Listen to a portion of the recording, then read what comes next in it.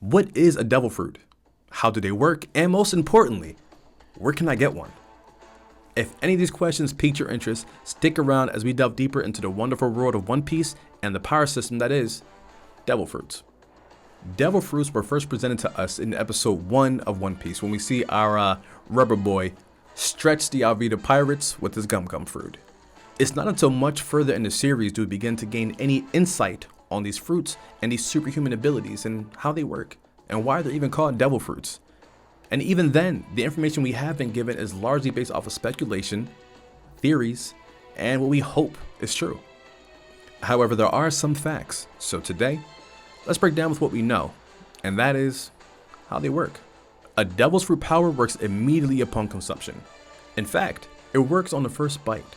This prevents you from sharing a devil fruit with a friend or a family member or anyone else.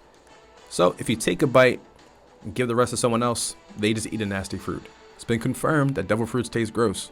I don't understand why people finish them, but hey, it is what it is. Now, consuming a fruit grants you the power of the fruit, not mastery. So once you've eaten a fruit, you'll understand how the power works, at least to a rudimentary degree. You won't be able to, go out and destroy the world with it immediately, but you will understand how your fruit works to at least a base level. Now, these fruits work by altering your DNA on a cellular level, which means you officially become whatever you eat. So if you eat like a Logia fire type, you're a fireman. If you eat like a wax fruit, you're a wax man, wax woman, wax person. Doesn't really matter. But once you eat any of these things, you are no longer considered a regular human. With that being said, even though your cells are altered, even though your body is altered on a cellular level, you cannot pass down any of these traits. So if you were a wax person or a fire person or anything like that, and you were to procreate, your children or offspring would not possess any of those abilities, despite the fact that your DNA has been altered. This cannot be passed down. And once you are no longer of this earth, your devil fruit disappears from your body and resurfaces somewhere else in the world. Kind of like magic. So there are three, I have two hands up. There are three different types of devil fruits: Paramecia, Zoan, and Logia. The most common being the Paramecia type. The term Paramecia could be from Parameth or Paramethea, which is a Greek term which means like fantasy or fairy tale, and that's possibly referencing the whimsical or superhero fantastic abilities that the people get upon consuming this devil fruit and then giving off these Paramecia abilities. Has not been confirmed. But let's cover Paramecia. Let's go over that. Paramecia abilities can be broken down into 3 general categories. 1 being body manipulation, such as the Gum Gum fruit or the Dice fruit, manipulation of the environment, such as Pika Stone fruit, and substance generation. Okay, they can create the substance, they can generate the substance, they can't become the substance. Had to throw it out there. So, substance generation, such as Magellan's Venom fruit or Mr. 3's Wax fruit. Paramecia users can be granted any power other than the ability to become an animal. That's reserved for the Zoan types. Or any natural occurring element. That's reserved for Logia types. This means that most of the devil fruits, most of the powers you'll come across in this world, the wonderful world of One Piece, will be Paramecia types. That does not mean that they're all the same or similar in any manner. In fact, Paramecia bolsters the widest array of superhuman abilities in almost any show I've ever seen. After Paramecia, we have Zoan, or Zoan devil fruit users. Anyone who consumes a Zoan type devil fruit is granted the ability to transform into a full animal or a hybrid version of their animal. For example, Dalton transforms into a Minotaur rather than being a full bull most of the time because, you can't really stay clothed and dressed as a full bull, Now, Zoan users are granted an immense boon to their physical strength and are typically designed for combat purposes. In addition to the physical strength and endurance increases, certain aspects of the animal can be integrated into the fruit, granting extra abilities. For example, the mole fruit allows users to dig through the earth at high speeds. Now, just like Paramecia, there are 3 sub-classifications when it comes to Zoan type devil fruits. These are ancient, mythical, and artificial. There's also like a generic unlabeled class, let's just call them common fruits, okay? Ancient Zoans allow the user to transform into an extinct species, such as dinosaurs. Ancient Zoans are rare, and they appear to be much stronger than regular Zoans. Mythical Zoan fruits allow the user to transform into mythological creatures such as a dragon or a phoenix. Mythical Zoan animals also tend to have additional powers because, they're mythical. like the Phoenix Zone being able to generate flames that have healing powers. That's so cool. Mythical zones are also the rarest type of devil fruit, even more so than Logias, which we'll get to next. And lastly, artificial zones are man-made fruits that cause the user to permanently take on animal characteristics. There is no hybrid, there is no humanoid form, there is no full form.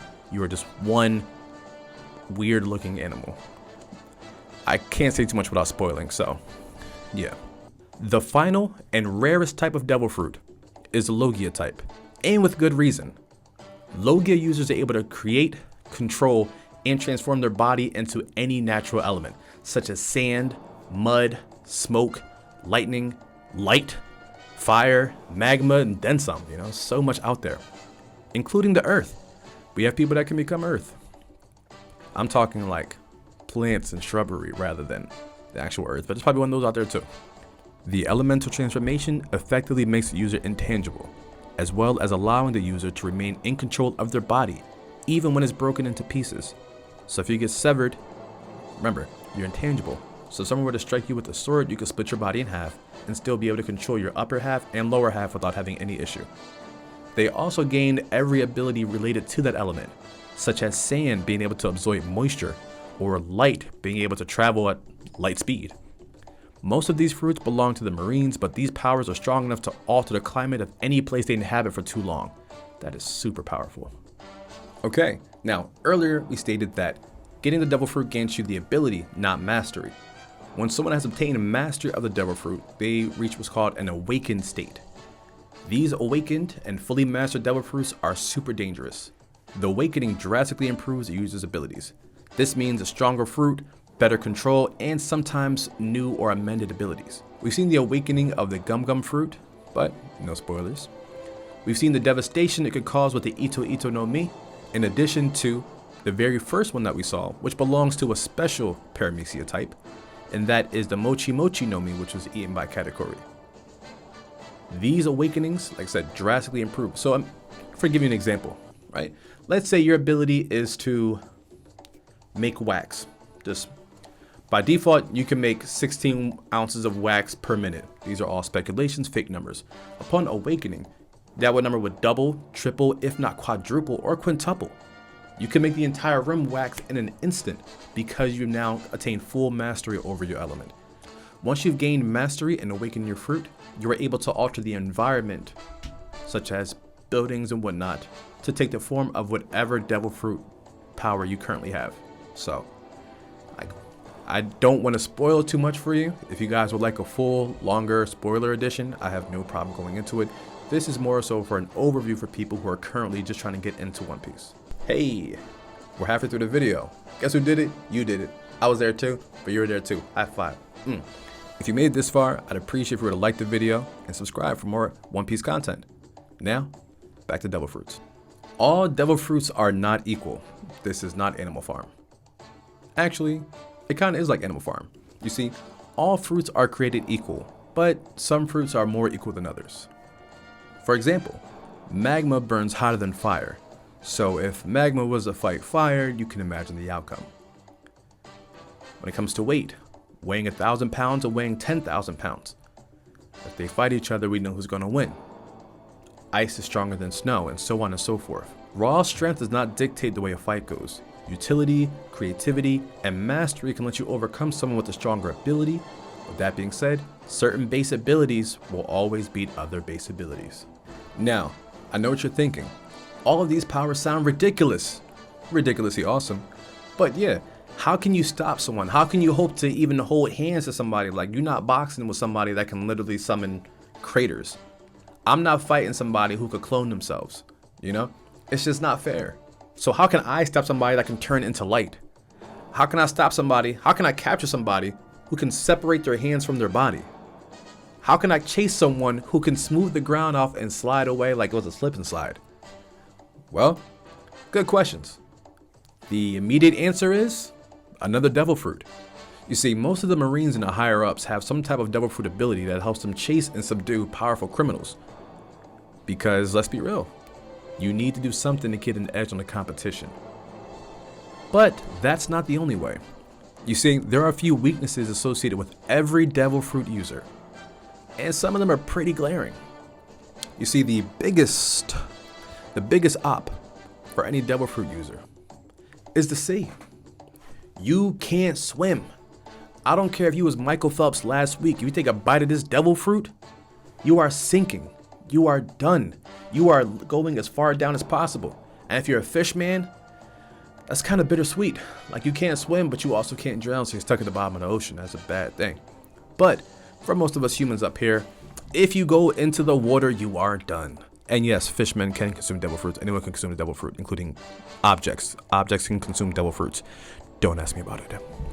But in addition to the sea, it's not just the sea. It is being submerged in any liquid of the sea. For example, if you happen to be in like a lake, a river, a sea, any large body of water, you touch that, you get sapped. If you happen to be trying to go to a bathhouse and you submerge more than half of your body in this water, you're done. Your body's weakened. You're weakened, not immediately immune. No, you're weakened, not immediately useless.